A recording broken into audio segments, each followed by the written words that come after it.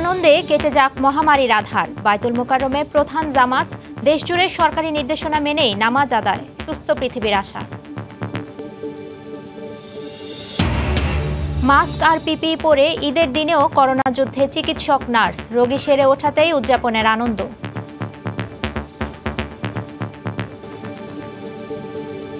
পেশেন্টকে ভালো করতে পারলে সেটাই আমাদের ভালো লাগে। ধীরে ধীরে বেগম জিয়ার শারীরিক অবস্থার উন্নতি হলেও এখনও রয়েছে বেশ কিছু জটিলতা, জানালেন মির্জা ফখরুল। ঈদ উপলক্ষে জিয়ার সমাধিতে বিএনপির শ্রদ্ধা।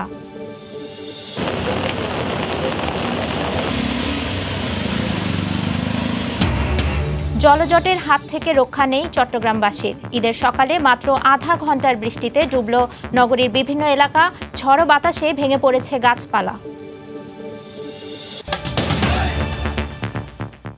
সময় সংবাদের সঙ্গে আছে আমি ফারিহা মারিয়া।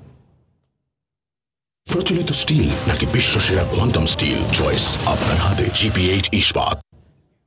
করোনা মহামারীর মধ্যে এবছরও সারা দেশে ভিন্ন আবহে উদযাপন হচ্ছে পবিত্র ঈদ উল ফিতর। জাতীয় মসজিদ বায়তুল মোকাররমে অনুষ্ঠিত হয় দেশের প্রধান ঈদ জামাত। নামাজ শেষে আবারও প্রাণ খুলে হবে শুভেচ্ছা বিনিময়। এমন সুন্দর আগামী দিনের প্রত্যাশা উঠে আসে ঈদ জামাতের মোনাজাতে। এহসান জুয়েলের রিপোর্ট। দীর্ঘ এক মাস সিয়াম সাধনার পর আসে বহু আনন্দের ঈদ। তবে সেই আনন্দে আজ মহামারীর থাবা। ঈদের দিনের আনুষ্ঠানিকতা শুরু হয় নামাজের মাধ্যমে। উন্মুক্ত জায়গায় নামাজ পড়া যাবে না, ধর্ম মন্ত্রণালয়ের এমন বিধিনিষেধে দেশের প্রধান মসজিদ বায়তুল মোকাররমে সকাল থেকে ভিড় করতে থাকেন মুসল্লিরা। যারা মাস্ক পরে আসেননি তাদের প্রবেশপথেই মাস্ক দেওয়া হয়। শরীরের তাপমাত্রা মেপে নিজস্ব জায়নামাজ নিয়ে কাতারবন্দী হন হাজারো মানুষ। সংক্রমণ রোধে নামাজ শেষে কোলাকুলি নেই, তবে ঈদের আনন্দ ভাগাভাগি করেছেন নিজেদের মধ্যে।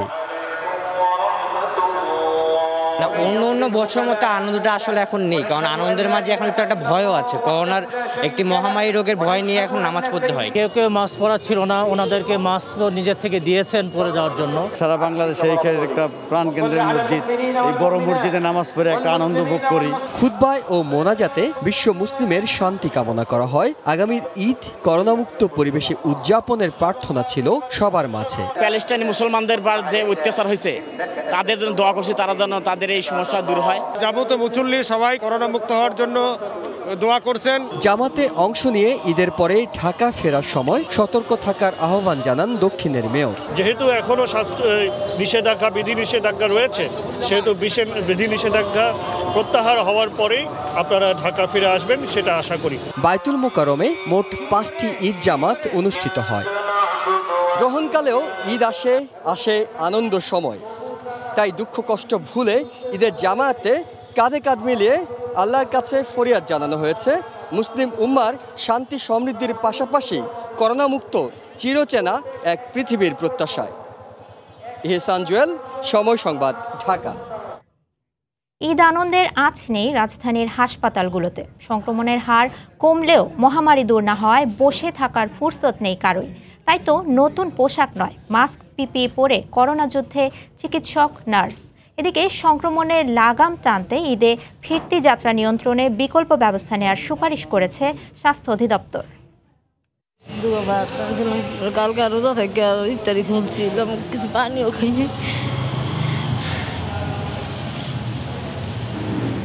খাইনি, মেয়ের ভেতরে এক মা করোনার সঙ্গে যুদ্ধ করছে তার অনাগত সন্তানকে গর্ভে নিয়ে। বাইরে আরেক মায়ের আর্তনাদ।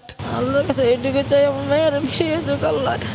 করোনা গ্রাস করেছে দুনিয়া, তাই তো ঈদটাও অন্যরকম। তবে সেই ঈদেরও ছিটে ফোঁটা আসেনি এখানে। হাসপাতালের বিছানায় একজন লড়ছে অদৃশ্য এই ভাইরাসের সঙ্গে, আর বাইরে প্রতিটি ক্ষণ শঙ্কার।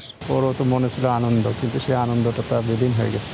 না, কান্নাকাটি করেনি, অসুস্থ, দাঁড়াইতে পারতেছিল না। আমি বললাম যাও তো, বেটা শুয়ে থাকো, মন খারাপ আর কি।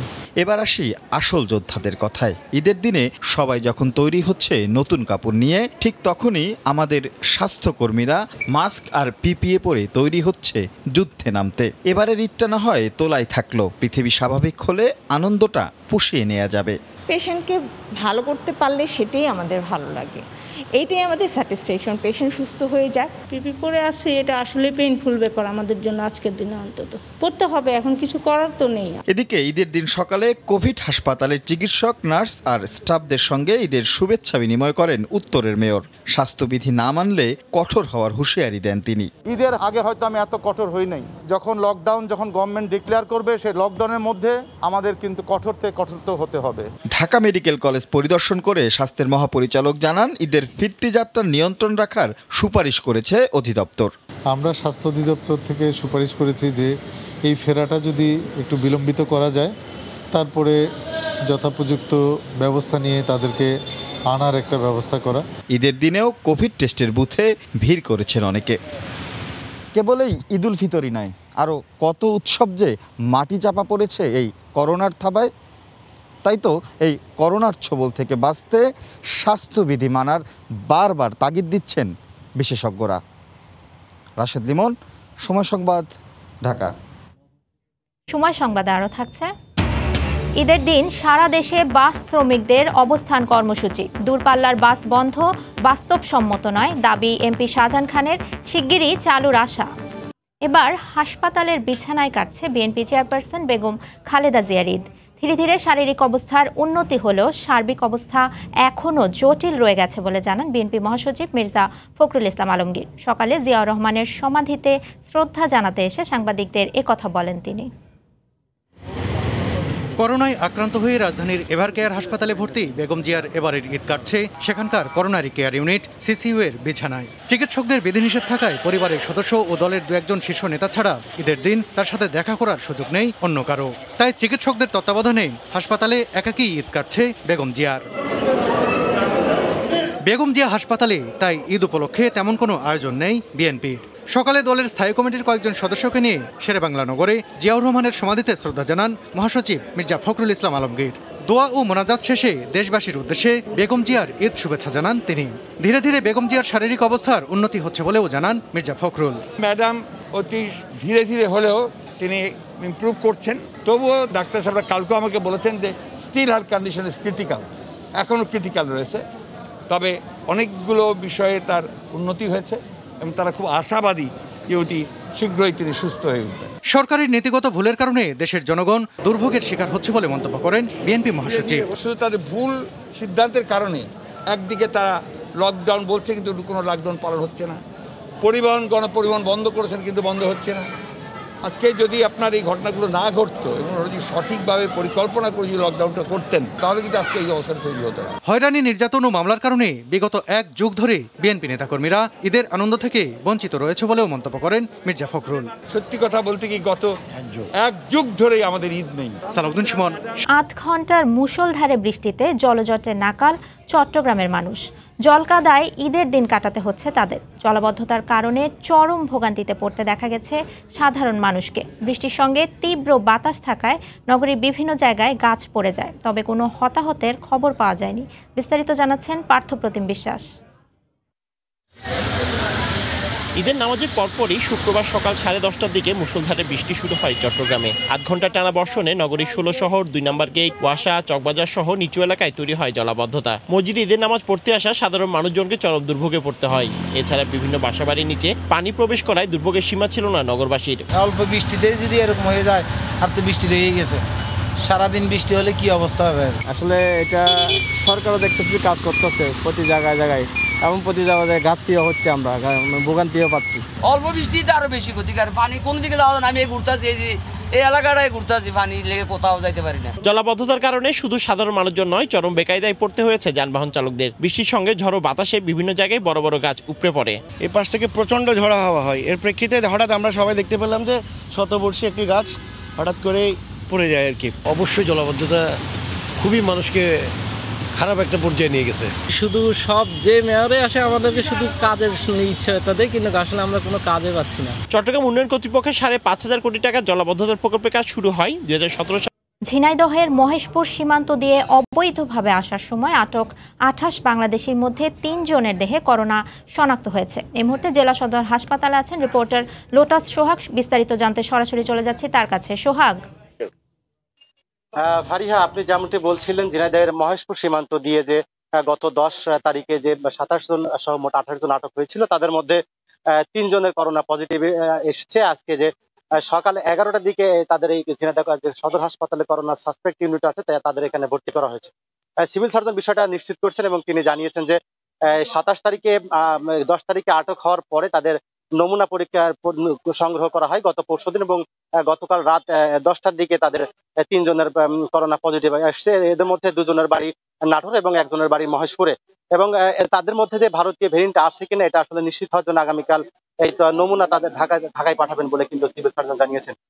এর মধ্যে আপনাদেরকে আরেকটু বিষয় জানিয়ে রাখছি যে এই যে আক্রান্ত যারা আছেন 3 জনের মধ্যে একজন সদর যে হাসপাতালে ছিল, যে কোয়ারেন্টাইন সেন্টারে ছিল, তাদেরকে এর মধ্যে একজন কিন্তু পালানোর চেষ্টা করছিল এবং তার কিন্তু লাফিয়ে 3 তলা থেকে লাফাতে গিয়ে কিন্তু তার পা ভেঙে গেছে আর কি।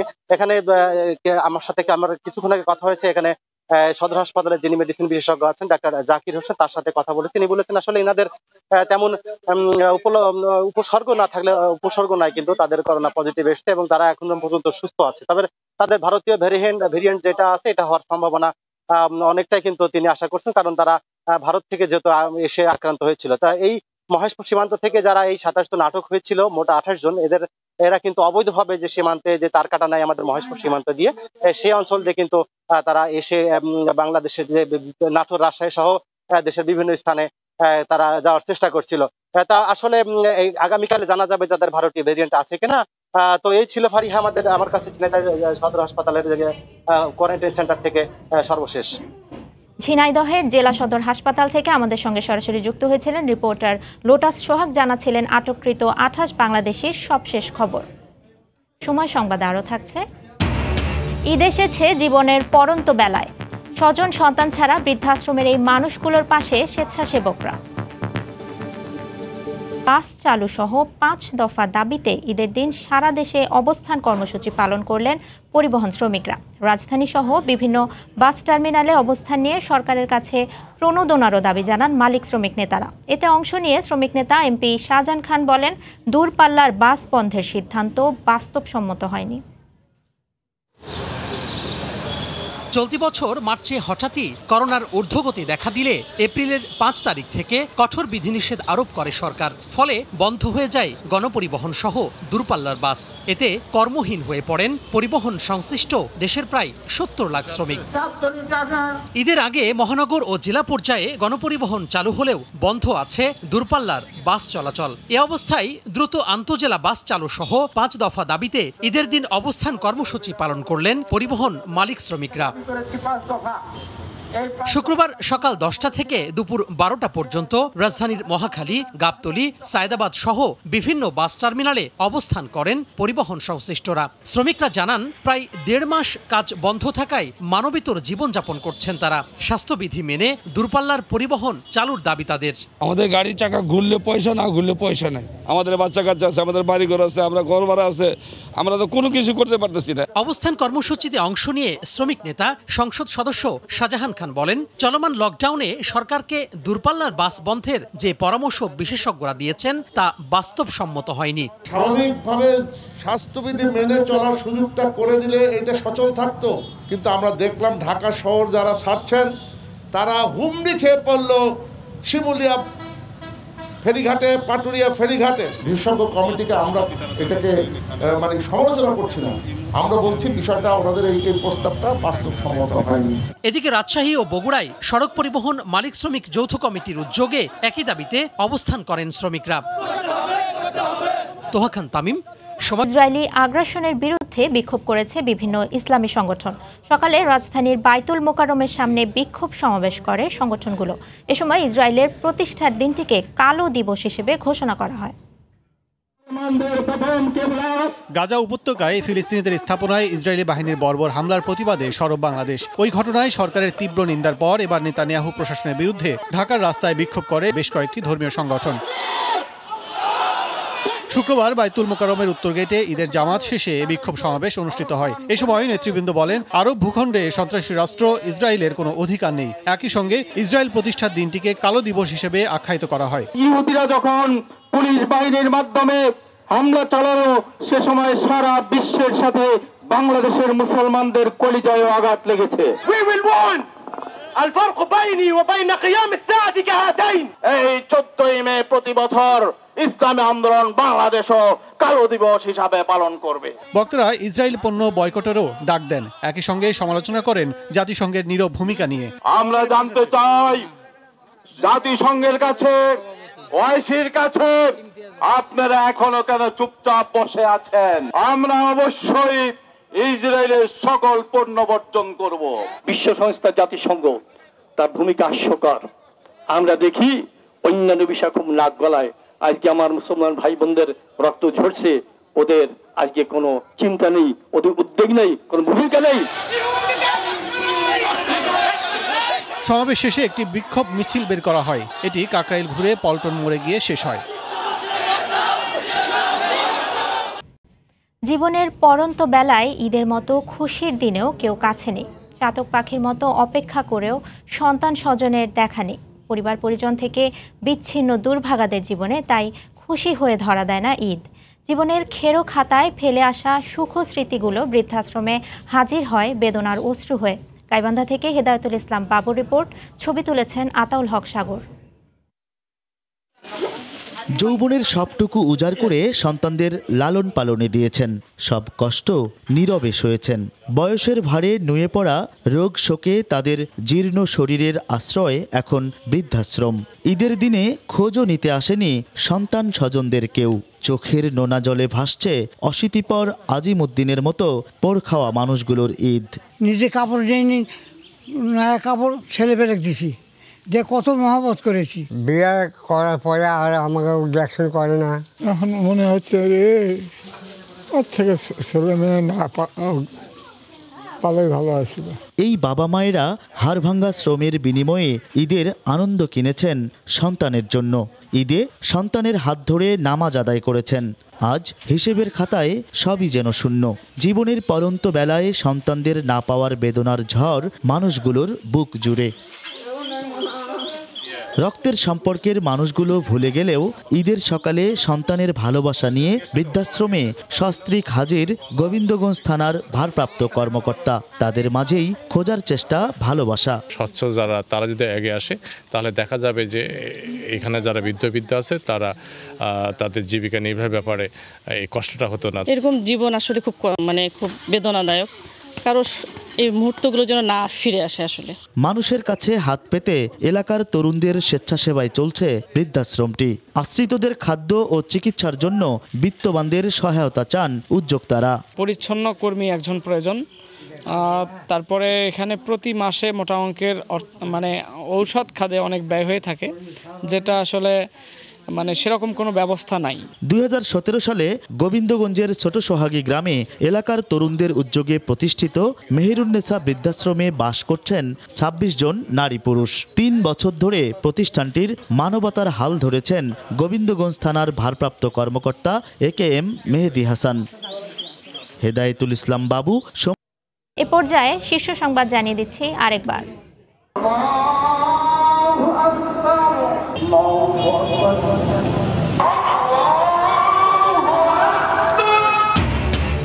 ঈদ আনন্দে কেটে যাক মহামারীর আধার। বায়তুল মোকাররমে প্রধান জামাত, দেশজুড়ে সরকারি নির্দেশনা মেনেই নামাজ আদায়, সুস্থ পৃথিবীর আশা। মাস্ক আর পিপিই পরে ঈদের দিনেও করোনা যুদ্ধে চিকিৎসক নার্স, রোগীর সেরে ওঠাতেই উদযাপনের আনন্দ।